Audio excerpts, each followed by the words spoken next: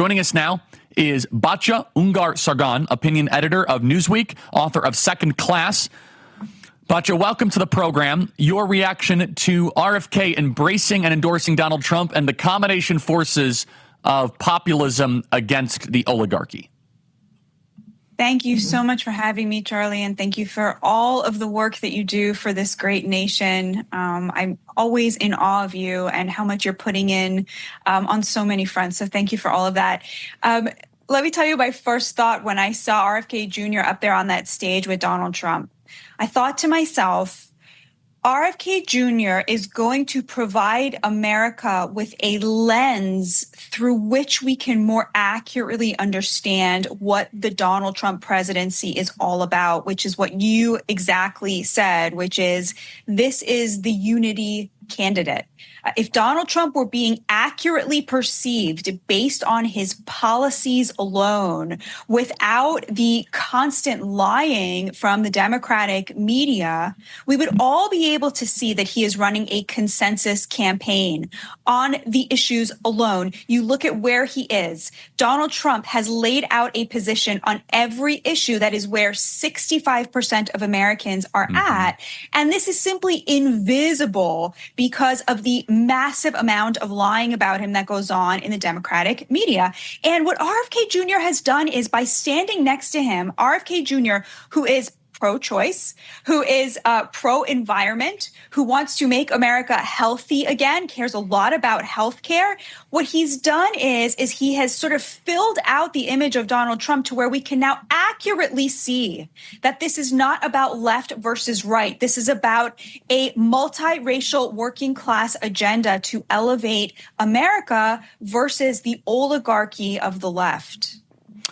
Yeah, and so this is such an exciting moment. We have Tulsi Gabbard, we have Elon Musk, who interestingly is kind of that oligarch mold, but he's a class trader. That's what you kind of see as a common theme. Kennedy from Hyannisport, Massachusetts, class trader. Trump from High Society, New York, class trader.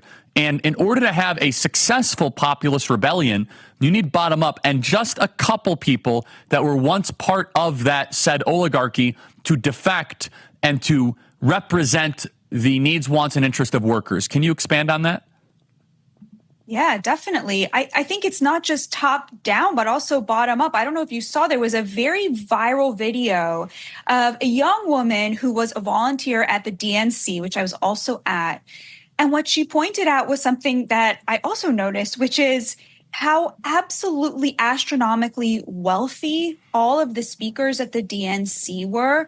You had people who were millionaires and billionaires, celebrities, movie stars, musicians, the Obamas, right? People with a net worth of $50 million, $100 million. I mean, if you combine the net worth of all of the people who spoke at the DNC, it would be more than the GDP of many small countries. And she was pointing this out, this volunteer who said that she has been a Democrat her whole life, and she simply could not connect to what was going on at the DNC. She felt like it was, you had these boxes that were for sale around the top of the arena for $500,000. And she said you had the rich people literally looking down at the delegates, at the average Americans. As I put it in my piece, it's the sort of let them eat joy campaign, right? The vibes campaign. They are offering working class people who are struggling to feed their families the joy of the rich and powerful in exchange for their votes. And so I think this is becoming really, really obvious. And the contrast with the RNC, I mean, every minute of the RNC, you knew if you were a struggling American what Donald Trump was going to do on day one to make your life materially better, to make it easier for you to get to church and back, for make it easier for you to feed your family, protein on a regular basis. That contrast is becoming very, very, very stark. And I think the addition of Bobby Kennedy Jr. to the Trump ticket has really added to it. And so let's talk about that. The DNC was all vibes, all emotion, all feelings, dare I say, and I mean no offense, hyper feminine. It was not rooted in any sort of policy or substance. It seemed to have no concern about the suffering of the country.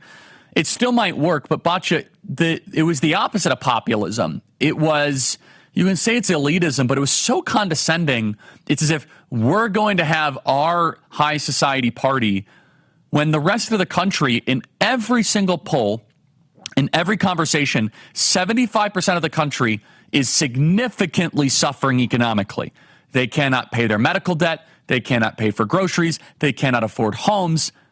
But at the same time, the Democrat Joy Party might work because there's a corporate media infrastructure with its organs all over American society that have a lot of power. How do we defeat the vibes of the Democrat Party?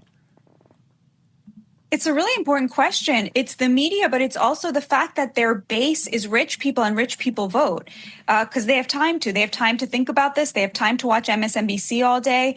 It's just a known fact that people who are rich engage more politically. And that's why I think what you're doing, Charlie, is so freaking important because you are bringing it to the average American, to the working class American, to people who don't necessarily have the luxury to sit around watching cable news all day, but they know that they can come here and hear you talk about the plunder of the working class by these over-credentialed college elites who are the Democrats' base. I think you're totally right. You know, we make fun of Kamala Harris not engaging with the press. We make fun of Kamala Harris for not having any policy agenda to help working class Americans.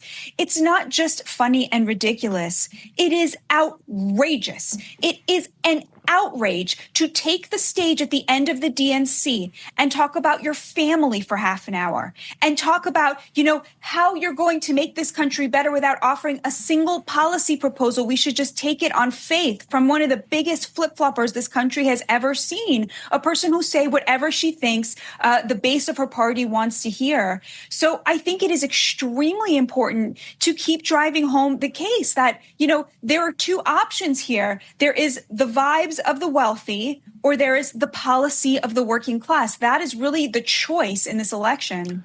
So Batya, you are supporting Donald Trump. Is that fair to say? And is that correct? I don't want to put words in your mouth. You know, I'm still undecided because she came out with this policy proposal where she was talking about sort of price controls. And I know everybody really doesn't like price controls, but that kind of, when she said that, when she came out with her economic agenda, I thought, okay, all right, we're going to have now an election on the issues. You have the Democrats' model, which is the sort of redistributionist model where they're going to say, okay, we're going to raise taxes on the wealthy. We're going to do price controls. We're going to try to get inflation down, right? That's an option. And then you have the Donald Trump option, which is the protectionist model, which says, no, we don't go at it by, you know, raising taxes on the rich and then giving that out to the working class. They don't want the taxes of rich people, right? They want their labor to reward them with the most modest version of the American dream. That's the Trump model, is you protect the dignity of the labor of working class people, and then you allow them to have more of their money, keep more of their money, and then buy the things that they need. And I thought, okay, great, let's see how this plays out.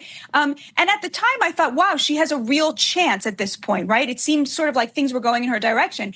I have to say, after the DNC, I do feel that things are sort of moving more in Donald Trump's favor again because it was so light on policy, because there was so little there that a struggling American could sort of sink their teeth into.